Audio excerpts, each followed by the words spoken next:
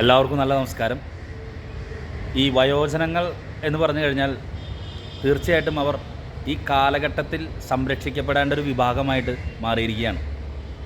നമുക്കറിയാൻ സാധിക്കും, കഴിഞ്ഞ ദിവസം നമ്മുടെ ചാലക്കുടിയിൽ നിന്നും ഒരു വലിയ മനുഷ്യൻ, ചാലക്കുടിയുടെ പേര് ഒരുപാട് ഉയരങ്ങളിലേക്ക് എത്തിച്ച ചാത്തുണ്ണിയേട്ടൻ, അദ്ദേഹം നമ്മിൽ നിന്ന് വേർപിരിഞ്ഞു പോയി. ഞാനിപ്പോൾ നിൽക്കുന്നത് ചാലക്കുടി നഗരസഭയുടെ ടൗൺ ഹാളിന് മുന്നിലാണ്. ഈ ചാത്തുണ്ണിയേട്ടൻ എന്ന് പറയുന്ന മനുഷ്യന് കേരളത്തിൻ്റെ ലൈഫ് അച്ചീവ്മെൻറ്റ് അവാർഡ് കിട്ടിയതിന് ശേഷം അദ്ദേഹത്തിനൊരു സ്വീകരണം ഒരുക്കാൻ വേണ്ടി ഇവിടെ ചാലക്കുടി പൗരാവലിയുടെ നേതൃത്വത്തിൽ സംഘാടക സമിതി യോഗം നടന്നു, മറ്റു കാര്യങ്ങൾ വിലയിരുത്തി. പക്ഷേ അദ്ദേഹത്തിൻ്റെ പരിപാടി ടൗൺ ഹാളിൽ നടത്തുന്നതിന് വാടക ചോദിച്ചു അന്നത്തെ ചെയർമാൻ, ഇന്നത്തെ ചെയർമാൻ. എന്തിനു വേണ്ടിയിട്ടാണത്? എന്താണ് അതിൻ്റെ ഉദ്ദേശം? ഈ ഇന്ത്യൻ ഫുട്ബോളിന് ചാത്തുണ്ണിയേട്ടൻ നൽകിയ സംഭാവനകളെ വിസ്മരിക്കാനായിട്ട് ഏതെങ്കിലും കായിക പ്രേമികൾക്ക് സാധിക്കുമോ? ചാലക്കുടിക്കാർക്ക് സാധിക്കുമോ? അങ്ങനെയുള്ള ചാത്തുണ്ണിയേട്ടന് ആദരവ് നൽകുന്നതിന് വേണ്ടി ചാലക്കുടി പൗരാവലി സംഘടിപ്പിക്കുന്ന പരിപാടിക്ക് ഈ ടൗൺ ഹാളിൽ വെച്ച് നടത്തുന്നതിന് വാടക ചോദിച്ചു ആളെ എന്താണ് പറയേണ്ടത്? അദ്ദേഹം കേവലം ഒരു കസേര മനുഷ്യനായിട്ട് വീണ്ടും മാറിയില്ലെന്ന്.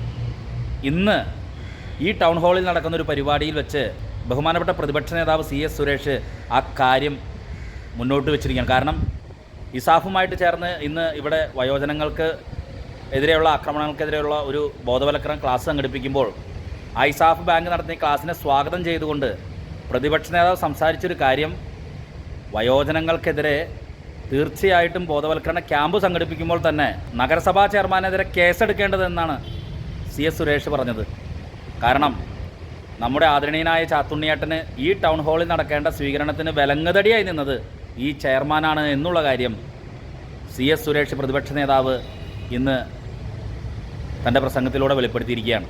ഇന്ന് ഇവിടെ ഈ സ്ഥലം ഇങ്ങനെ അനുവദിച്ച ചാലക്കുടി നഗരസഭയ്ക്ക് ഞാൻ അഭിനന്ദനം അർപ്പിക്കുകയാണ്.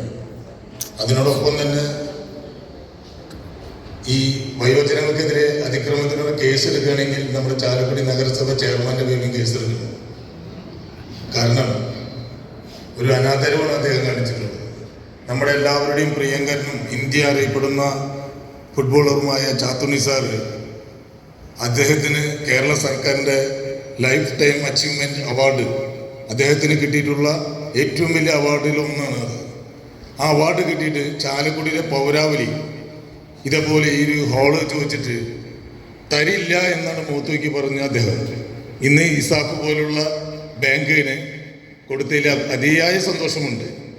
ഇതുപോലെ പരിപാടിക്കൊക്കെ കൊടുത്തു പഠിക്കണം. ആ മനുഷ്യൻ ആ അവാർഡ് കൊടുക്കാൻ പോലും ചാലക്കുടി നഗരസഭയ്ക്കോ അല്ലെങ്കിൽ ചാലക്കുടി പൗരവലിക്കോ സാധിച്ചില്ല.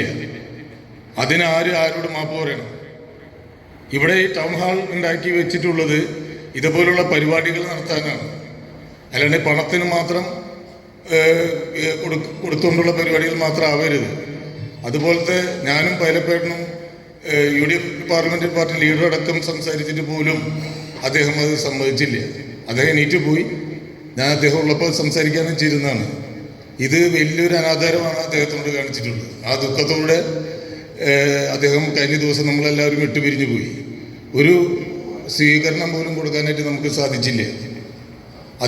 അദ്ദേഹത്തിൻ്റെ മരണക്കത്തിൽ എഴുതി വെച്ചിട്ടുണ്ടെന്നാ പറയുന്നത്, ചാലക്കുടി മുനിസിപ്പാലിറ്റി അകത്ത് എന്നെ പൊതുദർശനത്തിന് വെക്കരുത്, ഇവിടെ ക്രിമിറ്റോറിയത്തിനും വെക്കരുതെന്ന് അദ്ദേഹം എഴുതി വെച്ചിട്ടുണ്ട്. പല കാരണങ്ങളുണ്ടായിട്ടുണ്ടാവും, പക്ഷെ അതിലൊരു കാരണം ഇതാണ്.